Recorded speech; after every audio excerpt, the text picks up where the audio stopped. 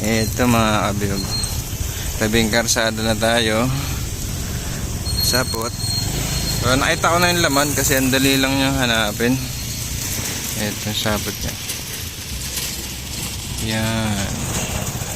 Ito patas. Ayun o. Tulog. Tapos ang iniisip ko, kung itlog niya itong nandito sa taas. Ito. May itlog kasi ng gagamba dito. Ayan o. Itlog niya yan siguro. Kasi malapit yung sapot niya dun eh. Ayan o.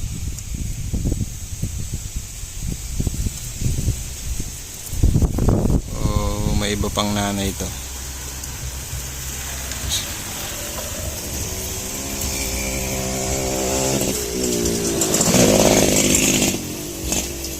Ganda niya, pula.